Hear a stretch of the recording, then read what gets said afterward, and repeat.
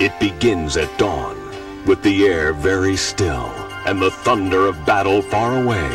A flick of the prop, and the roar of the engine, and the pilots take off to bring the power of aviation to war.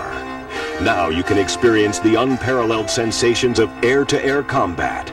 Strap yourself into the front seat of a Sky Warriors fighter, and you'll join an elite group who took to the air 80 years ago, the fighter pilots. From the first moments of the First World War, nations flew reconnaissance planes to survey the battlefield. At first, the reconnaissance planes flew untouched by enemy fire. But as the value of their photographs grew, so did the danger. Pilots began carrying handguns and rifles.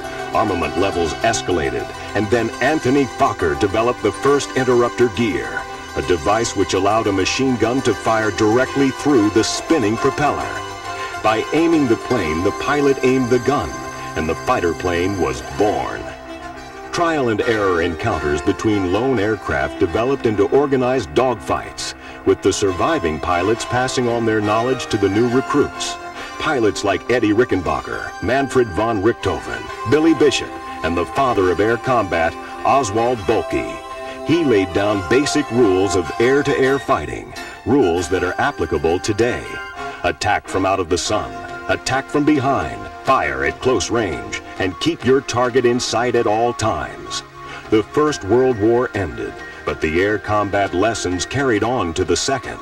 The planes gained in speed, altitude, endurance, and firepower. In Europe, the Spitfires and Hurricanes of the RAF stopped the invasion of Britain cold. The German Me-109s racked up victory after victory on both fronts, and the top cover of Mustangs allowed the beginning of strategic bombing. In the Pacific, the Flying Tigers showed Americans could fight. Zeros battled with Jugs and Mustangs on a daily basis, and by the end of the war, the jet had proven itself in combat. Combat strategists thought the new equation of air-to-air missiles, radar, and jets would make Boelke's teachings obsolete. Korea proved them wrong. The first American fighters in Korea were not equipped with guns, but the Chinese and Russian MiGs were more than a match, and the U.S. Sabre jets were provided with classic dogfight weapons. The final victory ratio, 10-1. Vietnam was a different kind of air war. Fighters were used as bombers, and they faced a combination of MiGs and ground-launched missiles. The early lessons of Vietnam triggered a revival of air combat training. In the U.S., aggressor squadrons within the Navy and Air Force learned the tactics of other nations' air forces, then showed their students what to expect. The planes have changed. The weapons have changed. But the lessons of the First World War are still with us. Attack from out of the sun. Attack from behind, fire at close range, and keep your target in sight at all times. These are the lessons of the combat pilots.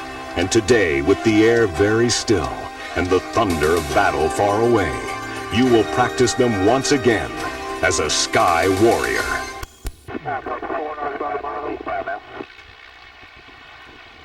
Sir, calling Garble, unreadable. I said that was 3 Echo Tango turning northeastbound. 3 Echo Tango, right, you got you now. 27 X-ray, contact ground off the runway.